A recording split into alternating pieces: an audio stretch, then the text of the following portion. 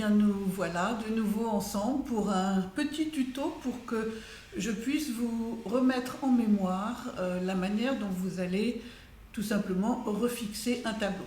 Alors d'abord, pour répondre à quelques questions d'élèves, la colle de peau de lapin se présente comme ça, sous une forme de petits cristaux, voyez, petite poudre, que vous allez mettre ou alors en plaque, mais bon, plus souvent maintenant on la vend comme ça. Pour la préparer, vous mettrez la moitié de cette poudre et la moitié d'eau et vous allez la faire tremper pendant, disons, toute une nuit. Si vous avez une plaque qu'il faut casser en petits morceaux, il faut le faire tremper dans l'eau pendant 24 heures. Vous allez voir, la colle de peau va s'imbiber, gonfler, gonfler. Et lorsque le lendemain, elle aura théoriquement bu toute l'eau que vous avez mise dedans, vous allez de nouveau avoir votre colle imbibée d'eau et rajouter, disons, 20% d'eau supplémentaire. Vous allez ensuite faire fondre votre colle au bain-marie, comme on le fait à l'atelier. Vous lavez ici dans l'eau et elle est devenue liquide après l'avoir fait chauffer pendant à peu près, je sais pas, un quart d'heure, 20 minutes, ça vous le verrez vous-même.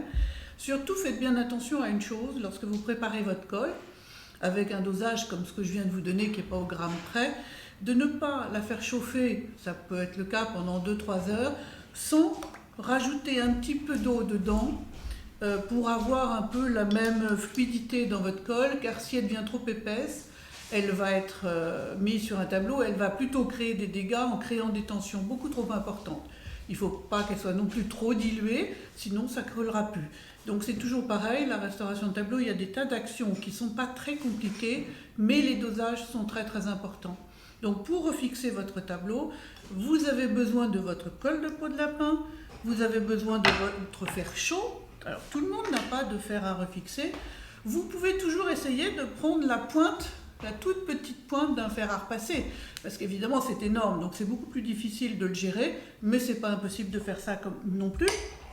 Vous avez besoin de votre pierre d'agate, qui va vous permettre, je vais vous faire une démonstration tout à l'heure, de pouvoir maintenir plan le papier sur le tableau, et des petits papiers. Alors très souvent je vous ai donné des papiers de soie parce que les tensions étaient moindres et que c'était pas plus mal quand on démarre. Vous avez un papier qui est très bien aussi, un petit peu plus solide, c'est ce qu'on appelle le papier Bolloré, que vous pouvez trouver dans les adresses comme c'est chez CTS ou autres, mais enfin téléphonez avant parce que c'est pas non plus très courant, qui a une tension un peu plus solide que celle du papier de soie et qui peut nous permettre de faire des cartonnages. Voilà, donc là, on a les quelques éléments pour faire le refixage tel qu'on le fait à l'atelier. Voilà, donc maintenant nous allons refixer la zone que je vous ai montrée la dernière fois ici, qui est un petit peu gondolée comme ça, mais pour le moment, comme la peinture est extrêmement fragile, on va la refixer. Donc comme ce que je vous indiquais, on met une colle qui a été préparée et effectivement bien dosée. Vous appliquez très délicatement, il ne faut pas en mettre trop non plus, très délicatement votre colle, bien évidemment. Pourquoi ? Parce que la peinture s'écaille et qu'il ne faut pas bouger les écailles. Si jamais d'ailleurs la peinture s'écaille et tombe tôt, vous faites tomber les gouttes de colle de peau comme ça. Vous appliquez tout de suite, je le mets comme ça, votre papier dessus. Vous prenez votre fer, vous vérifiez évidemment que ça ne soit pas trop bouillant, vous devez pouvoir le toucher, mais pas trop longtemps. Et vous appliquez comme ça pour, en réalité, cette action, elle maintient chaude la colle, et la colle étant chaude, elle va s'infiltrer, elle va passer sous la matière picturale ici, et elle s'infiltre dans des craquelures. Voilà. Donc vous maintenez ça comme ça. Pendant que ça refroidit, vous maintenez une pression avec la pierre d'agate pour que ça reste parfaitement plan. Alors, tout ça ne paraît pas très compliqué. Il faut faire attention à ce qu'il n'y ait pas trop de pression, à ce qu'il n'y ait pas trop de colle qui déborde de l'autre côté, à ne pas appuyer trop, à ne pas assez appuyer, etc. Petit détail aussi, j'appuie là-dessus alors que le tableau est sur son châssis. Mais dessous, on a mis des carreaux pour que le tableau soit pile. Vous voyez, si j'appuie là, c'est dur dessous. Le tableau, il ne va pas faire comme ça, sinon évidemment, vous allez abîmer votre tableau. Donc je refais un autre petit exemple comme ça. Je le fais sur cette zone-là. Vous voyez, je pose un peu plus la colle ici, d'ailleurs, que de l'autre côté pour pouvoir consolider toute cette partie-là. Alors, vous me direz pourquoi je ne mets pas un énorme morceau de papier?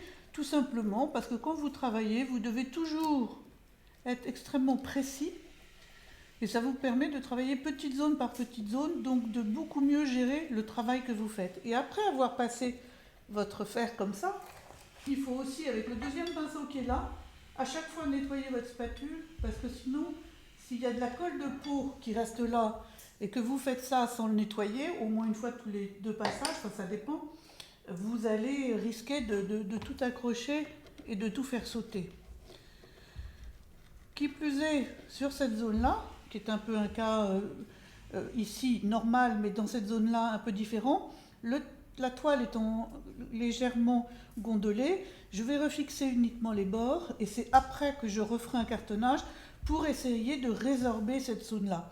La partie au milieu ici qui n'est pas refixée pour le moment parce que je vais faire que le tour, qui est légèrement gondolée, je vais la cartonner dans son ensemble. Je ne le fais pas tout de suite pour le moment. Pourquoi? Parce que je ne connais pas, on va voir comment ça revient, je ne connais pas encore son degré d'amidon, si j'ose dire, savoir si ça va réagir à l'humidité ou pas du tout. Ça peut rester comme ça, mais ça peut redevenir parfaitement blanc, on le verra plus tard quand tout le travail aura commencé. Donc sur ce tableau-là, comme vous l'avez vu avant, il y a d'autres endroits où on va refixer. Donc, je le fais encore une fois ici pour vous remontrer. Vous remarquerez aussi que je mets pas les choses, les petits papiers dans tous les sens. Je fais vraiment des petites zones comme ça, des carrés où il y a les fragilités. Où sont les fragilités? Voilà, je refais comme ça ici. On repasse encore avec le fer. Vous appuyez, pas la peine d'appuyer trop, mais enfin quand même, vraiment vous exercez une pression. Vous nettoyez votre spatule et vous recommencez la pression avec le fer comme ça. Et les prochains papiers vont être mis comme ça, dans le sens de la trame et de la chaîne du tableau. Vous voyez, vous avez des fils qui vont dans ce sens-là et d'autres dans ce sens-là. Vous ne mettez pas vos papiers en travers parce que quand ça va sécher, ça va créer une tension. Et la tension, il faut qu'elle soit dans le sens du fil de la toile elle-même. Voilà. Donc, ne jamais mettre un papier en travers. Et non plus, si jamais vous trouvez que vous ne l'avez pas mis parfaitement à l'endroit, etc., ne jamais se dire « oh ben, il n'est pas bien, je l'enlève » parce que comme ça n'aura pas été refixé, vous risquez de tout arracher.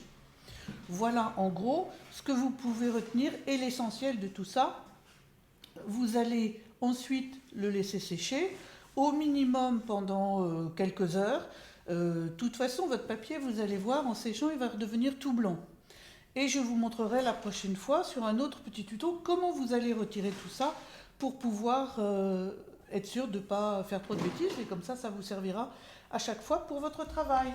La première chose que vous devez faire lorsque vous avez un tableau entre les mains, c'est la consolidation. C'est-à-dire que si vous avez des écailles, avant toute opération, même de décrassage, dévernissage, etc., c'est lorsque vous faites le constat d'état de votre tableau, c'est refixer les parties fragiles.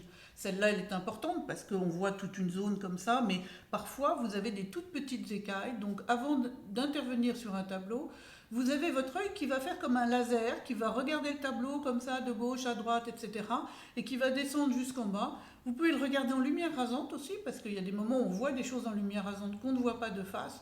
Et dès que vous avez une petite chose, vous le notez avec une craie, parce que parfois vous pouvez oublier que c'est abîmé à un endroit, et vous commencez par faire ce genre d'opération, comme ça au moins, ça peut rester même refixé comme ça, vous pouvez le laisser pendant 1 mois, ça ne posera aucun problème. Vous le stockez et vous pouvez le reprendre, soit 2 heures après avoir fait ça, comme je vous l'ai dit tout à l'heure, soit quand vous le voulez, même l'année suivante, ça ne bougera pas, ça tiendra le tableau, sauf si vous avez mis trop de colle, c'est toujours pareil. Il faut vraiment être très précis dans les dosages que je vous ai donnés tout à l'heure pour préparer votre colle. Voilà, à bientôt, au revoir.